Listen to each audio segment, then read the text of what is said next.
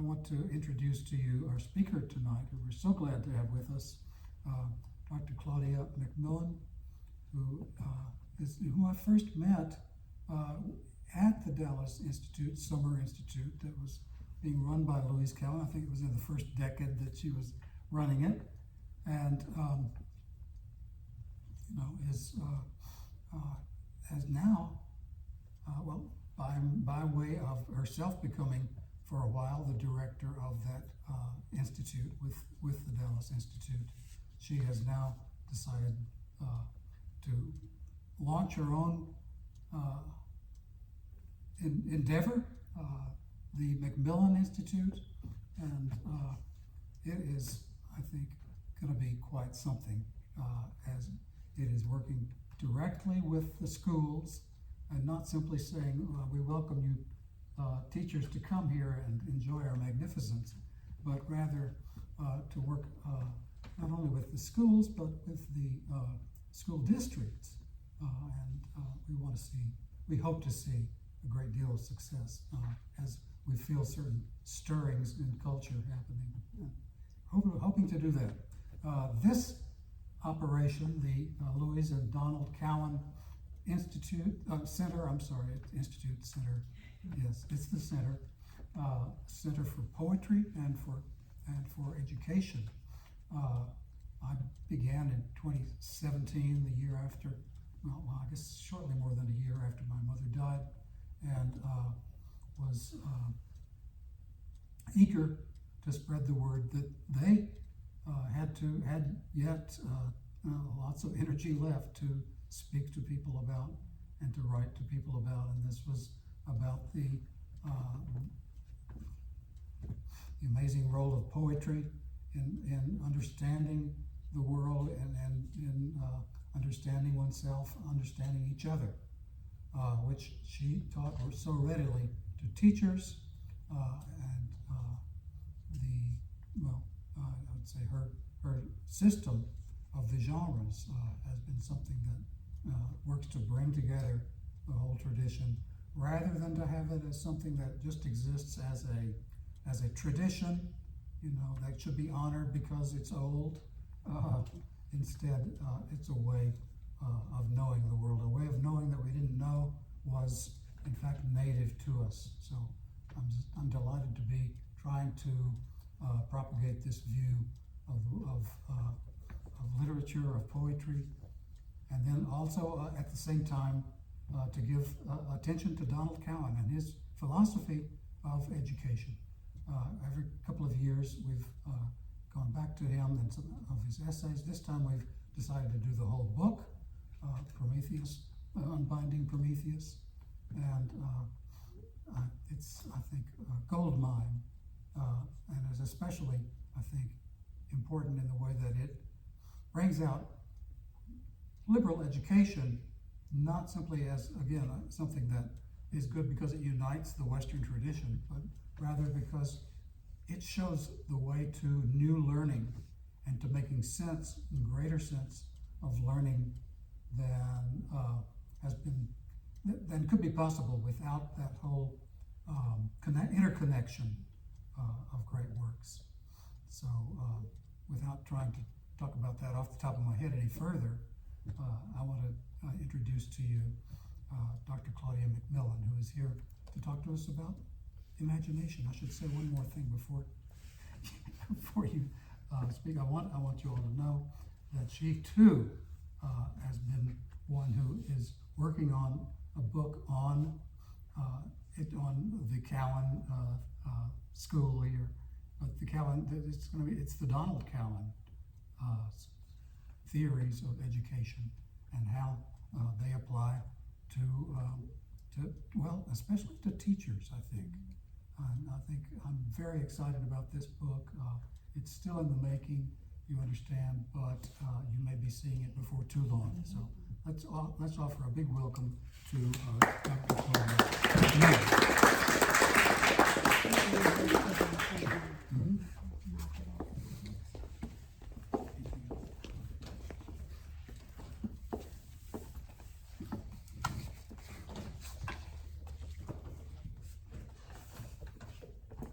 I am delighted to be here this evening, and especially also joining Dr. Cowan in my joy of seeing Dr.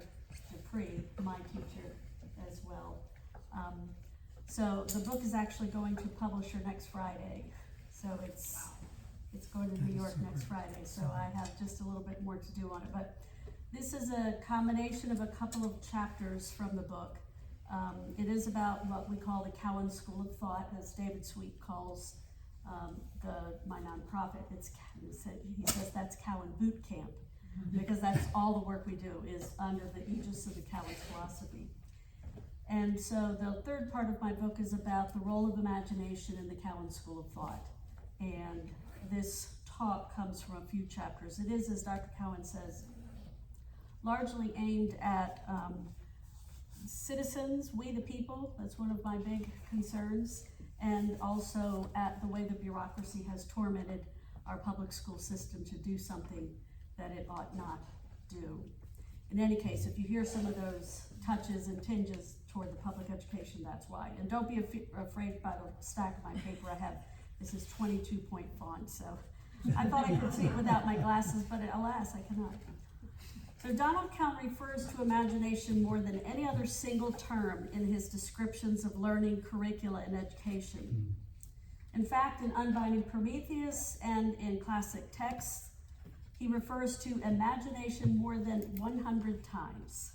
That's a lot of ink in books of theory not aimed at early childhood development or the fine arts. In some ways, I'm arguing imagination is the single most important feature of what we call the Cowan School of Thought, the idea that distinguishes it from every other educational theory. In the Cowan's idea, imagination is much more than a frill or pleasant distraction like it is popularly conceived.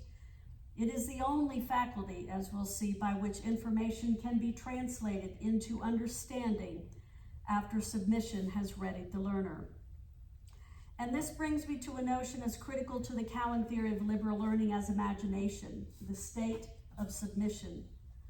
Let me begin by reading the first quotation that you have on that sheet from Dr. Donald Cowan.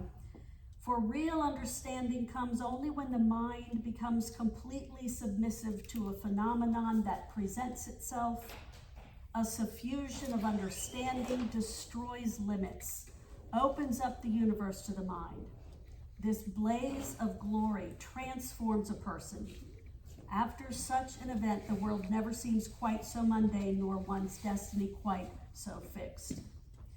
We're inspired by the description of understanding as a blaze of glory that transforms a person, and our thoughts are galvanized by his describing understanding as that which destroys limits, opens up the universe to the mind. These are things that we believe, but nearly every human trait that we champion in our culture and in modernity balks at accepting the part of Cowan's statement that makes all of this possible. That is his insistence that real understanding comes only when the mind becomes completely submissive to the phenomenon that presents itself. Although both Louise and Donald Cowan use the word infrequently in their theory, submission itself is the difference between liberal and illiberal learning. In other words, the condition of one's learning is determined by the state of submission of one's heart and mind. I think there are 2 points in Cowan's quotation that I just read that are worth noting for our purposes. The first is that Donald Cowan is talking about a submission of the mind, and this may be unexpected. We usually limit our definitions of submission to physical activities and emotional attitudes.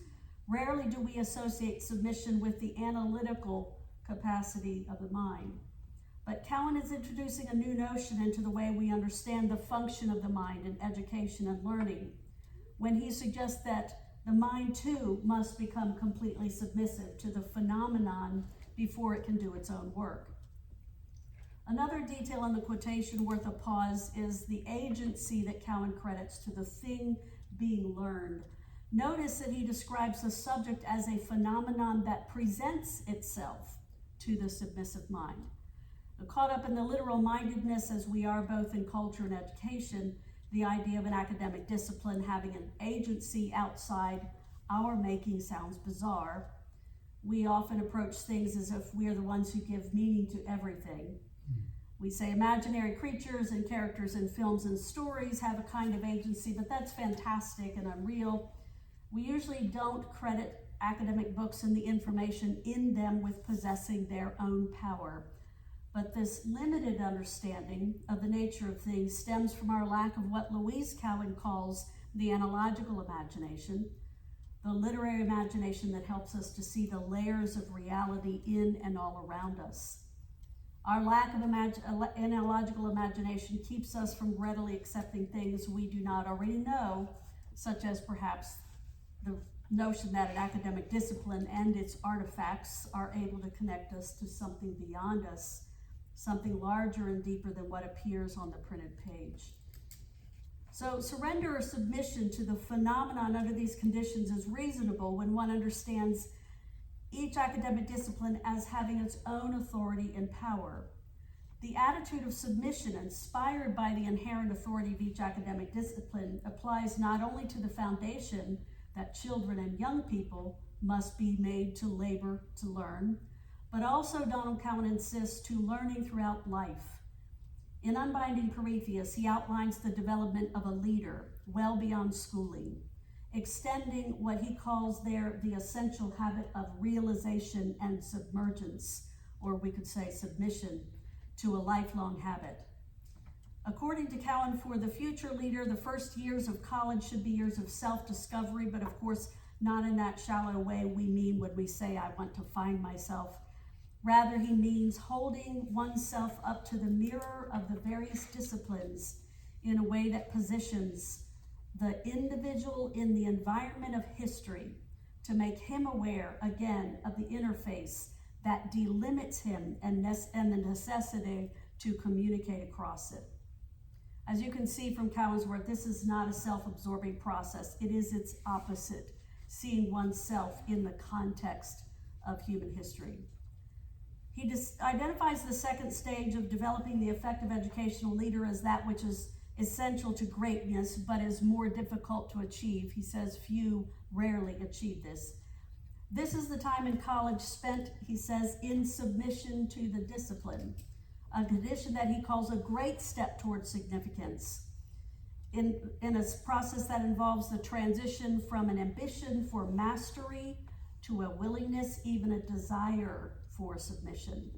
Some people, he reflects, never do submit, but go on thinking of a major as an accomplishment, a trophy to hang on their belts, seeking to collect several as a display of their many talents. In Cowan's theory of leadership, the final stage of significance, as he called it, is only achieved by being overpowered by the profundity of an academic discipline. Some strange alchemy, he says, bonds the academic discipline and the dedicated student together. The discipline itself then becomes the guide. It chooses the individual, he insists, not the other way around.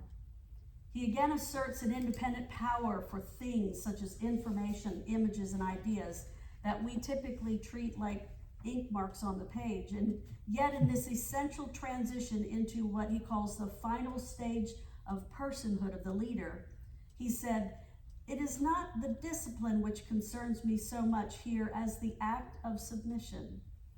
Although he had pointed to the critical life-shaping role that knowledge of and familiarity with the academic discipline plays in any effective administrator's life, the discipline does not do its work without the learner's submission. In other words, an academic discipline does not present itself in its fullness to someone who is not completely open and vulnerable. What one wants in a leader, Cowan argues, is a lifelong habit of soul that seeks not to master, but to submit to all experience, to know it for what it is and to become part of it. I think this is what he means by the habit of realization and submergence, this capacity that seems so natural in children that can be transferred to academic studies if students are guided early enough to submit to the various modes of the academics in schooling. But according to Cowan, the best leaders, these actions go on simultaneously throughout life. renewing, restoring, and opening up the fullest range of possibilities of any given moment. The best leaders then live in a recognition of the grace of great things, as Rilke would have it. Throughout their lives, great leaders continually submit themselves to higher things. And because of this, Cowan says they are able to adapt and grow and deepen in the process. Throughout her one-page mode of reading description, Louise Cowan, too, makes submission a prerequisite for the deepest understanding. She refers to the submission that is needed to apprehend in a work of literature its significance as a mode of knowledge. One needs to be taught the discipline as a distinctive mode of knowledge that reveals its own unique character. In this little piece, Louise Cowan mentions the word submit only once, but she relies on its analogs throughout. The task of reading, she explains, becomes that of apprehending an informing principle that binds every part together in a whole. This informing principle can only be achieved, of course, if we give ourselves, if we submit to the experience of the work of literature, rather than approaching it analytically, she says. And for the group study that defines classrooms, she concludes we should not try to master it, the work, as we read, but rather submit to it and delay the deliberate analytic process until afterward. This sounds a great deal to me like Donald Cowan's description of the action of grasping, that is, the innocent acceptance of, the dwelling with and experience, its reality taken into the mind as a whole before analysis has torn it apart. And it is here in this mysterious interior landscape that the imagination resides. To begin my discussion of the role of the imagination in learning and education in the Cowan philosophy, I want to look at it as Cowan does, as an intellectual activity rather than as a flight of fancy.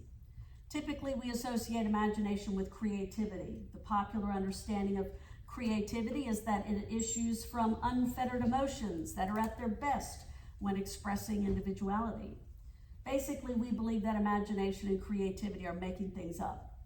That's what we think. But this notion is a relatively new development historically, and Cowan's understanding is closer to Coleridge's theory of the primary and secondary imagination. So let's revisit that for a moment. As you know, in the Biographia, Coleridge describes the primary imagination as the living power and prime agent of all human perception. That is a perception in every human being, not simply in poets.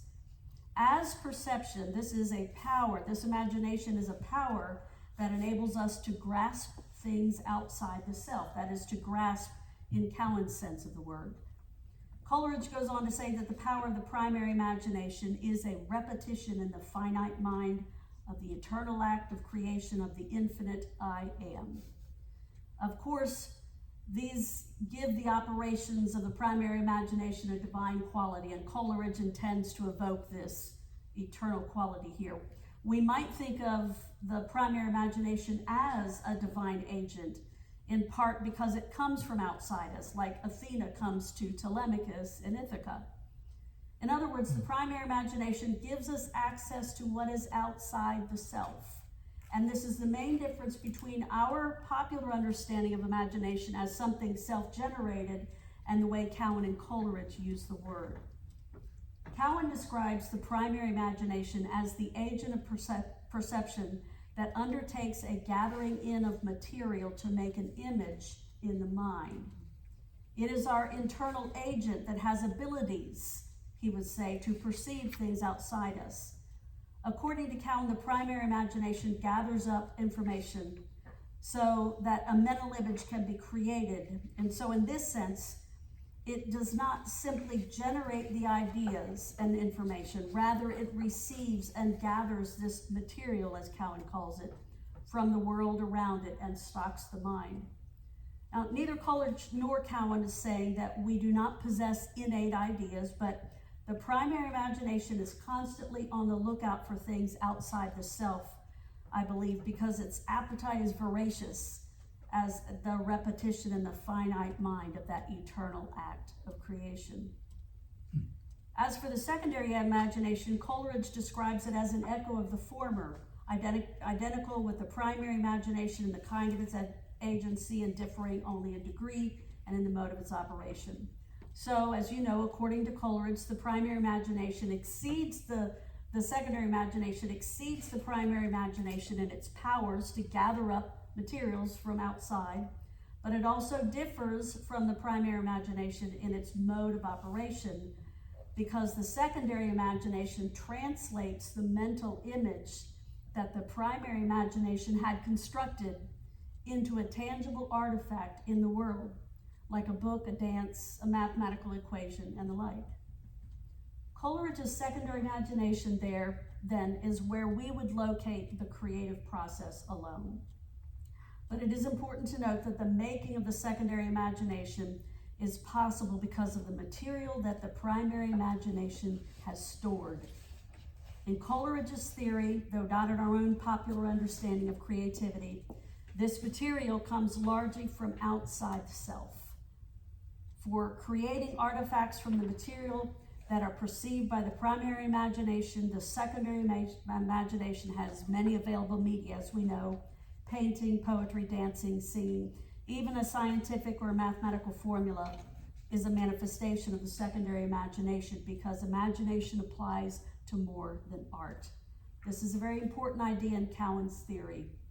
In another passage, he describes the role of the imagination as an intellectual application.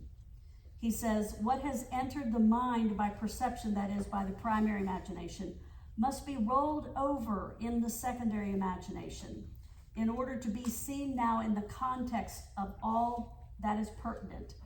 The path to understanding comes from second knowledge, not first. As he implies here, the creative operation of both the primary and secondary imaginations is the same in rational intellectual matters as it is in art. In Cowan's understanding, how the material is expressed by the secondary imagination, whether through a sculpture or an algorithm, is the primary thing that differs. I think that the secondary imagination is where the difference lies between the greatest poets, artists, and thinkers and the rest of all of us, but this is where education also plays its primary role.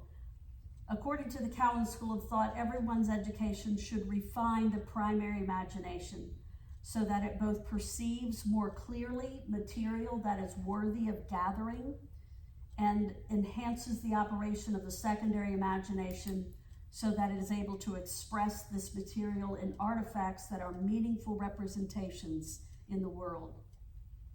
Early in his Unbinding Prometheus book, Cowan begins a pattern of explaining the work of the imagination as a process that must be taught and refined. In other words, imagination is not a freewheeling spirit.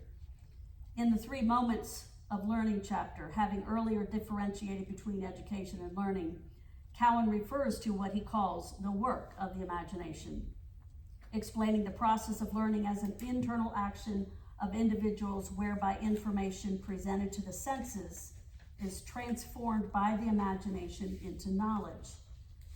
We can see Cowan applying the operation of Coleridge's secondary imagination to intellectual things here. That is, as the means by which bits of information are transformed into genuine knowledge. Without the filter of the imagination, Cowan insists, information is not knowledge. It lacks the dimensions of understanding.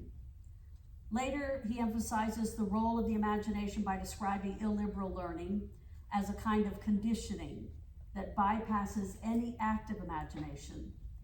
In Cowan's philosophy, then, unless information is translated through the imagination, it does not become knowledge. And it is important to note that in both these instances, he is describing what we would call an intellectual imagination and not feelings. In another but related vein, Cowan also describes the failure that attends education by visual aids alone. This is not learning in the true sense of the word, he explains, because the disposition of media is over-specification and over-control that terminate an insight outside the imagination that seeks to imprint it directly on the viewer. That's his description. Now, this is similar to the way Marshall McLuhan describes hot and cool media. In McLuhan's terms, as you know, hot media, pencil and paper, are to be preferred over cool media, such as television, because they require more involvement, on the viewer or learner's part. In Universal Liberal Education, Cowan blames the sad state of a young school-aged child on the fact that he has been buffeted about by all the stimuli its five senses it can handle, its imagination over-controlled and thwarted by the realistic fantasies of television and Disneyland. I think we have too much horrific evidence these days of children and grown-ups using technology to do terrible things to question Cowan's concerns about this little tyke. In the matter of education overall, Cowan states that hardly anyone would be willing to admit that education is not a matter of intellect, but of imagination. However, he says, a liberal education makes use of imagination from the very beginning, and in so doing stocks it with images and constructs a communications network that helps it make connections between various items, he calls them, that are stored in the mind's vaults.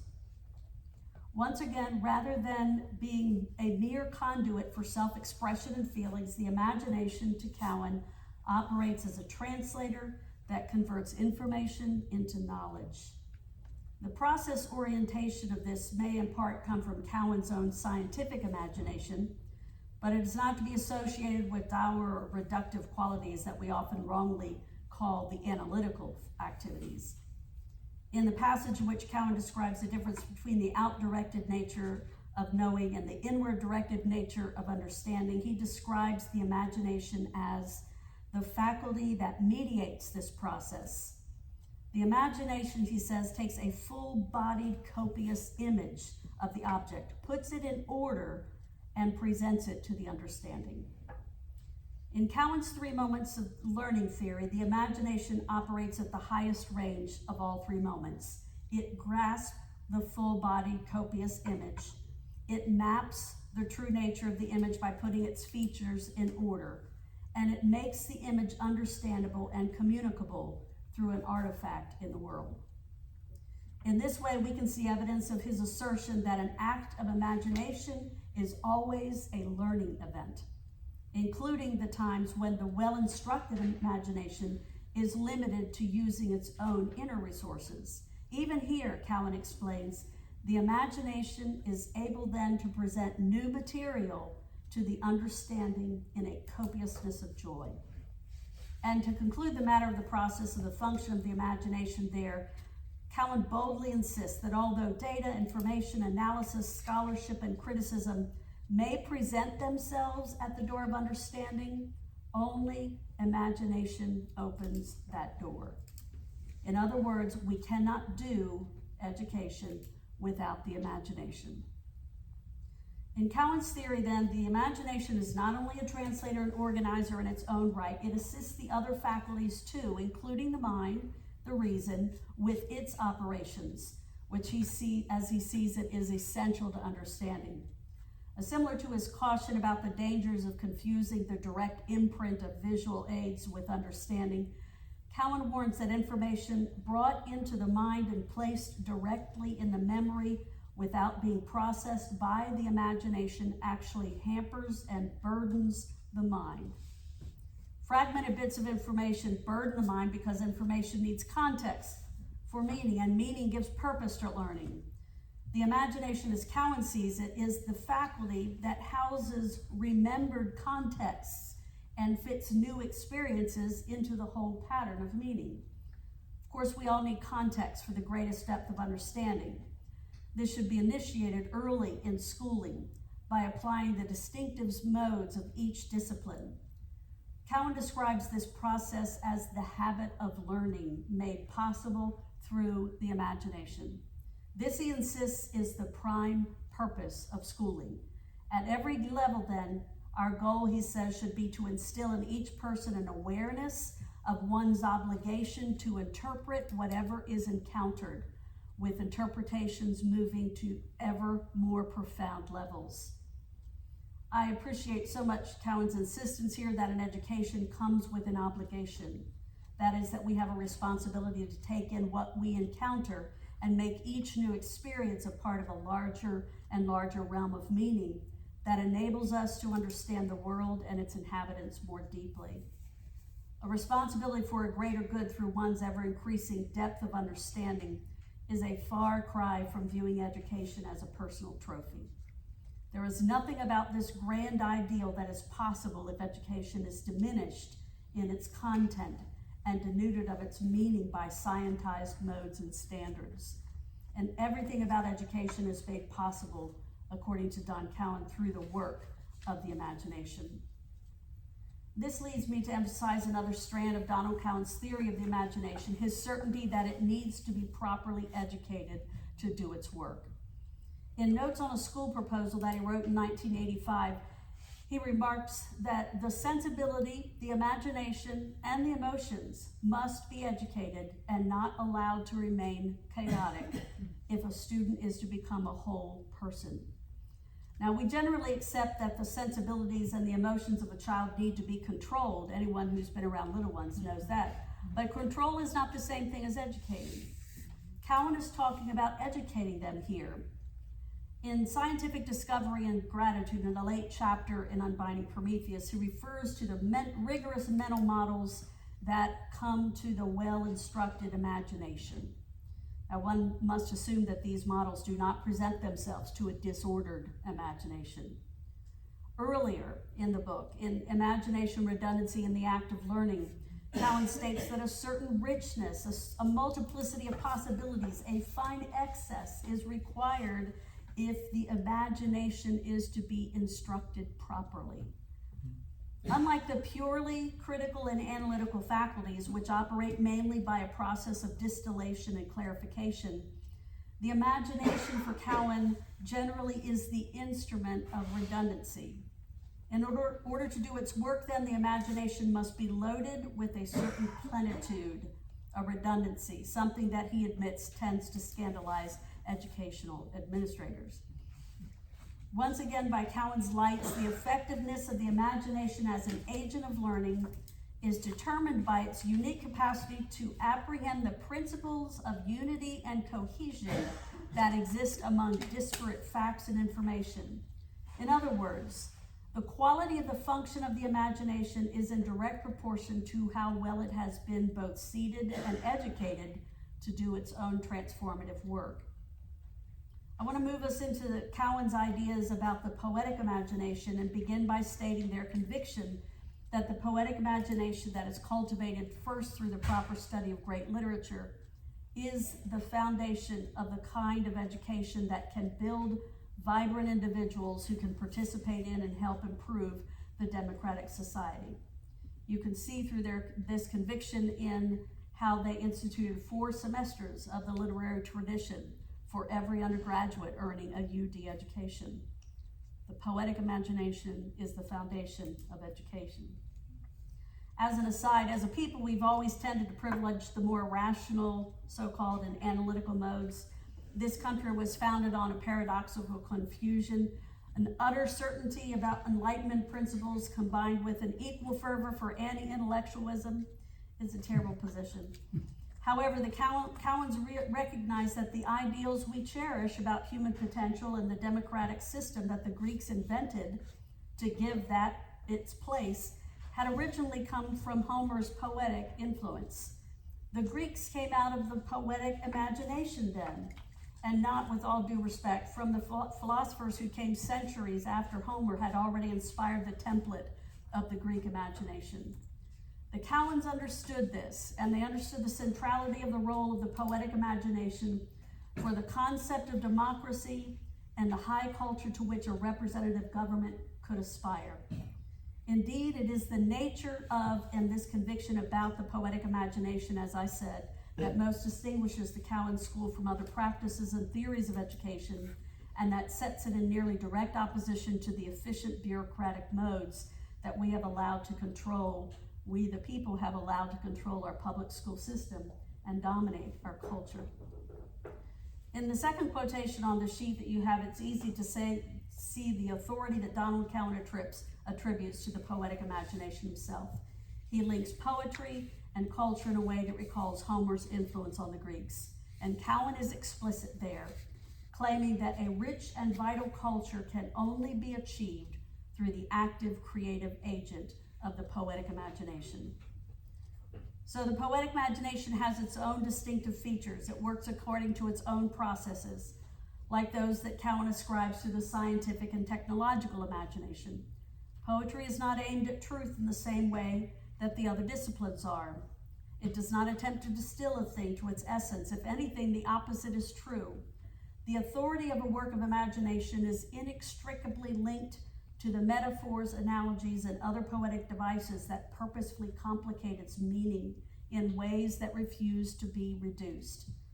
A great work of literature seeks to represent all the layers of experience at a given moment, and analytical skills are not equipped to grasp the purpose or the point of such a complicated, contradictory situation.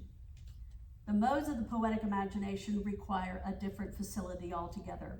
The ambiguity and complexity of poetry is precisely its value and strength. Our inability to reduce it is precisely the point. More than 30 years ago, Louise Cowan wrote that our general lack of faith in the analogical imagination, that is, in the kind of imagination that proper study of great literature affords, would yield us to a literal mindedness that would cut us off from understanding one another. I believe we have arrived. We are living evidence of the destructive impact of the lack of the analogical imagination on culture. And in recent years especially, we have seriously diminished the spirit of democracy because of our general lack of wisdom about human things and our inability and lack of desire to communicate with one another. Both these deficiencies of language and sensibility have everything to do with how we have learned and taught poetry since the 1970s, especially. And both these qualities are cultivated in what Donald Cowan calls the spirit of liberal learning. All art, of course, is an act of poiesis that is made for the sake of beauty. It is not that literary art does not need to make sense. It simply makes sense in a different way than algebra or biology. Art demands sophisticated modes of thinking and knowing to grasp, interpret, and apprehend, skills that facts alone do not induce. Among other needful skills, though, the rational modes are necessary to develop properly our powers of clarifying and classifying things. But contrary again to our cultural bias, in some ways the imagination cultivated by art, and I get this from Don Cowan, I'm inferring it, is actually the most sophisticated kind of knowing. Art requires that we acknowledge the authority of the medium in which it has been expressed, at the same time that the artifact itself points to something beyond it. It's not that every kind of knowledge is not symbolic, but art is symbolic in a different way. So along with the aesthetic pleasure that art provides, in general, studying art properly cultivates intellectual and emotional flexibility and depth, the complex kind of imagination that is essential for humans to thrive with one another. However, of all the arts, the art of poetry or literature holds a special rank in the hierarchy of the art forms when it comes to equipping human beings with the capacity to live most fully the freedoms of democracy in the communities that democracy requires. Poetry holds this privileged position for two reasons: words and form. The first is obvious. As Donald Cowan says, the medium of poetry is language that concerns the human situation. Of course, it is easy to understand why language and language skills are needed to build relationships in community, even if social media, popular music, television, and films with which we inundate our lives is not the kind of language that can elevate and sustain the nobler efforts of the human enterprise.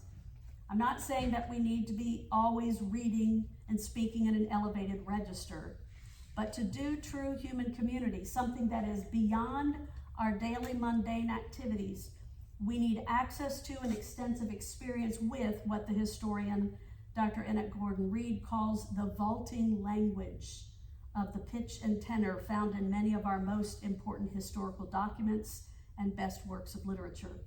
It is here, of course, that education plays a major role. The second reason why poetry must be the foundation of an education is not as simple as the role that language plays, but it is equally important. According to Louise Cowan, if great works are taught properly, they give us a kind of second life because they afford a perspective larger than our own limited existence. However, as beneficial as it is to recognize and empathize with the full range of humanness Not only does the experience of characters have the capacity to nurture understanding, the forms with which the poet makes the story itself awakens our awareness to the forms of actual human experience too. This kind of understanding that allows us to see these sophisticated patterns, this imagination is not innate. It cannot be gained without instruction. Our souls must be educated, our imaginations must be ordered and disciplined to recognize the forms. And Don Cowan uses the small f, not capital. And the Cowans believe that great literature properly taught is the most direct access that we have to these human forms. In the beginning of his 3 Moments of Learning chapter, Donald Cowan describes the imagination that is educated by the spirit of liberal learning. Its primary function, he explains, is the act of criticism, the ability to seek truth as a fullness of being that is a fusion of the subjective and objective. This critical imagination, he says, discerns relationships. It establishes coherences, taking what is immediately before it and finding in the particular an essence with universal implications. So the fullness of being that results from the fusion of subjective and objective realities gives us access to these subtle relationships and the actual coherences that exist. According to Cowan, this is the mark of an educated imagination, the capacity to discern patterns of human behavior where they do exist that are not obvious to the untutored eye. Along with facilitating the acquisition of language and language skills, then, the value of properly reading and studying great works of poetry for those who live in a democracy is that it helps attune our hearts and minds to the patterns and forms of the human condition. Nurturing the poetic imagination helps keep us from the extreme reactions that are common in less developed souls. Of course, people who simply read all the time are not automatically graced when dealing with conflict. But because properly reading and studying great works of literature give us repeated exposure to the patterns of human activity throughout time, the awareness that the poetic imagination can foster helps us to be both more fully ourselves and also to thrive in community, working toward common goals. I'll close with Donald Cowan's description of the poetic imagination. Beautiful, elegant paragraph on page 11 of Unbinding. Gathering up imagination, culture, education, and technology in one graceful embrace, he declares, the poetic imagination is the active, creative agent of culture, a power that transforms raw materials by raising them to a higher, more knowable state, and thereby ennobling them, making of them objects of intellect rather than of brute nature. The poetic way is not goal-oriented, not efficient, instead like a dance, like a melody, like lovemaking. Every stage along the way requires attention and evokes delight. Poetry gathers, condenses, images, refers, implies, and remembers. By its ability to symbolize something beyond the present scene, it can call into being and make real an entire invisible cosmos. By its capacity for empathy, it educates feeling, fantasy, and dream, as well as imagination and intellect. It brings together all the parts of an experience, and placing them in proper sequence raises the entire configuration to a new order of meaning. To have a rich and vital culture requires the form, the aesthetic control of the poetic imagination. The new society will be governed by the poetic imagination, sustained by technology.